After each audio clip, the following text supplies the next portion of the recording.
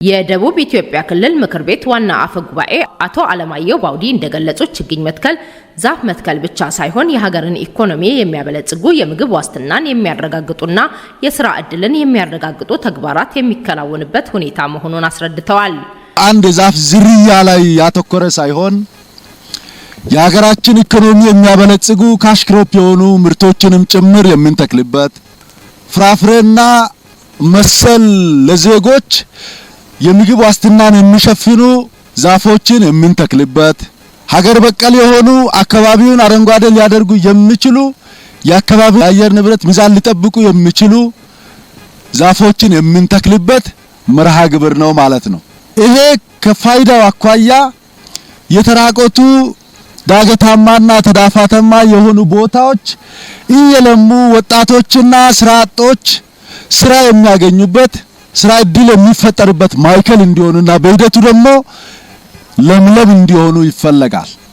የአሪዞን ምክትል አስተዳዳሪና የከተማና መሰረተ ልማት መምሪያ ኃላፊ አቶ ገረሙ ኃይለ ማርያም በበኩላቸው ችግኝ መትከል ዘርፈ ብዙ ፋይዳ እንዳለው ገልጸው ለእንክብካቤው ልዩ ትኩረት እንደሚደረግ አሳስበዋል። የሰው ልጅ ምድርን በመንከባከብ እጽዋትን በመትከል ብዛ ህይወትን በመንከባከብ ዘርፈ ብዙ ጥቅም እዛ ውስጥ መኖሩን ተረድቶ የምንተክላቸውን ችግኞች ህይወት ጋር የተገናኘ መሆኑንም እያወቀ ጭምር መንከባከብ መቻል አለብን ማለት ነው። ቡናን ጨምሮ የተለያዩ የአረንጓዴ አሻራ ችግኝ ተከላ መርሃ ግብር የሚስተዋሉ ከ27 ሚሊዮን በላይ ችግኝ መዘጋጀቱን የገለጹት የአሪዞን ግብርና መምሪያ ኃላፊ አቶ ጉራልቂጅ ማልቅ ናቸው። 10 ሚሊዮን ችግኝ በዚህ በልግ ብቻ ይተከላል። ቀሪው በወጣቶች በጎ ተግባር ክረምት ላይ የሚተከለው አለ።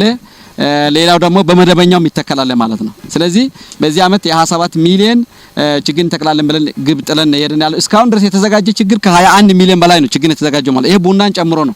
ጠቅላይ ሚኒስትራችን ኢኒሼቲቭ ነው። ኢትዮጵያን አረንጓዴ ማድረግ ነው፣ ለዓለም ተምሳሌት የማድረግ አየር ንብረትን የማቋቋም ነገር ነው የሚሆነውና እስካሁን ድረስ በየአመቱ የተከልናቸው ችግኞች በጣም ጸድቀው ውጤት እያሳዩ ነው ያሉት። ከዚህ በላይ በኩል ብንሄድ ያልጸደቀ ችግኝ በጣም ትንሽ ነው፣ ጽድቀት መጠኑ በጣም ከፍተኛ ነው ማለት ነው።